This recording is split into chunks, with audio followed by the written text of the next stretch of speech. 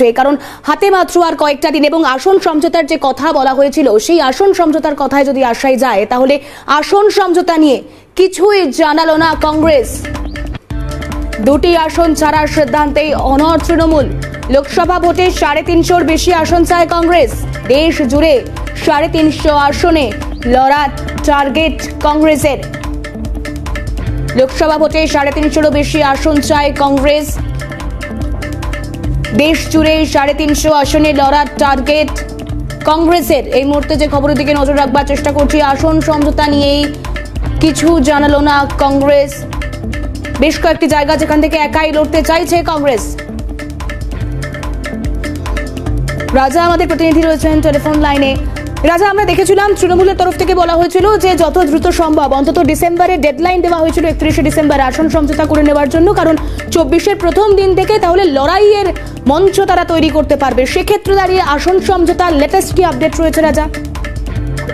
দেখো তোমায় বলি যে আজকে 1 জানুয়ারি 2024 ইন্ডিয়া জোটের বৈঠকে আরজেডির মতো দল, তৃণমূল, সমাজবাদী পার্টি, আপ, আরজেডির মতো দল তারা কিন্তু সিদ্ধান্ত নিয়েছিলেন যে 31শে ডিসেম্বরের মধ্যে যে আসন সমঝোতার বিষয়টি তা কিন্তু চূড়ান্ত করতে হবে। কিন্তু দেখা গেল যে কংগ্রেসের পক্ষ থেকে গতকালকের মধ্যে কিন্তু কোন রকম আসন সমঝোতার বিষয়টি চূড়ান্ত তারা করে জানাননি।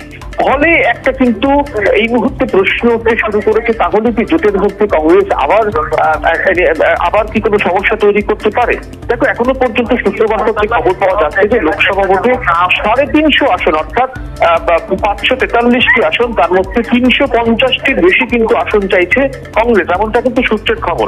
এবং পাশাপাশি তোমাকে বলি যে ইতিমধ্যেই যে সিদ্ধান্ত নেওয়া হয়েছে, সূত্রবর্তী আমরা জানতে পেরেছি যে কংগ্রেস ন্যাশনাল অ্যালায়েন্স কমিটি তারা বৈঠকে বসেছিলেন এবং সেখানে সিদ্ধান্ত হয়েছে কর্ণাটক, তেলেঙ্গানা, হিমাচল প্রদেশ, মধ্যপ্রদেশ, ছত্তিশগড়ে কিন্তু কংগ্রেস তারা একা লড়াই করতে চাচ্ছে। এবং যে আর বাদ বাকি রাজ্য, যেমন এই পশ্চিমবঙ্গের ক্ষেত্রে কিন্তু এখনো পর্যন্ত 5টি আসনে তারা কিন্তু গো ধরে বসে আছে। 5টি আসন তাদের চাই। দিল্লিতে 5টি আসন চাই, পাঞ্জাবে 8টি আসন, উত্তরপ্রদেশে 10টি আসন, তামিলনাড়ুতে 10টি এবং মহারাষ্ট্রে 10টি, 20টি আসনে তারা কিন্তু লড়াই করতে চাইছে।